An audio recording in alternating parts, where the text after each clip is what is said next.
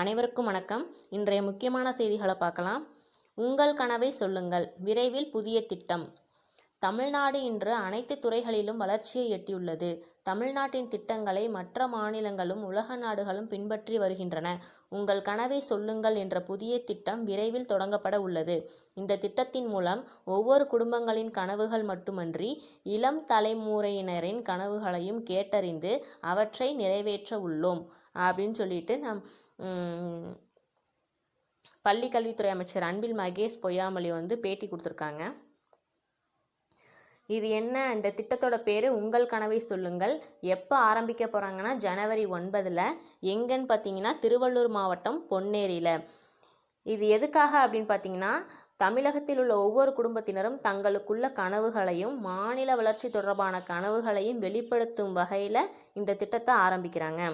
இதில் நம்மளுக்கு ஒரு ஆப் மூலமாக ஒவ்வொருத்தருக்கும் ஒரு அடையாள எண் உருவாக்கப்பட்டு கனவு அட்டைன்னு சொல்லிட்டு ஒரு ட்ரீம் கார்டு கொடுக்குறாங்க.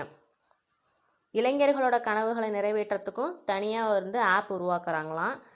இதோட இலக்கு பார்த்திங்கன்னா 2030 இலக்காக வச்சு இதை செயல்படுத்த போகிறாங்க அப்படின்றத தெரிஞ்சுக்கோங்க.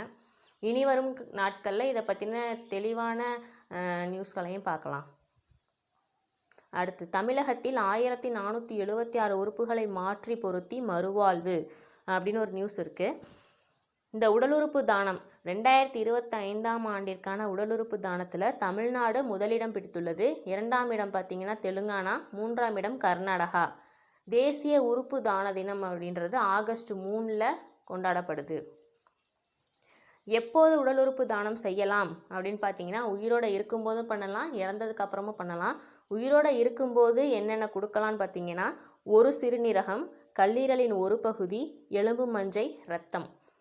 அதே இறந்ததுக்கப்புறம் நம்ம என்னென்ன கொடுக்கலான்னு பார்த்தீங்கன்னா, இதயம், நுரையீரல், கண்களில் கார்னியா, கல்லீரல், சிறுநீரகம், எலும்பு, தோல், நரம்புகள், இப்படி இத்தனை உறுப்புகளை நம்ம தானமாக கொடுக்கலாமா, இதிலேருந்து தெரிஞ்சுக்கோங்க.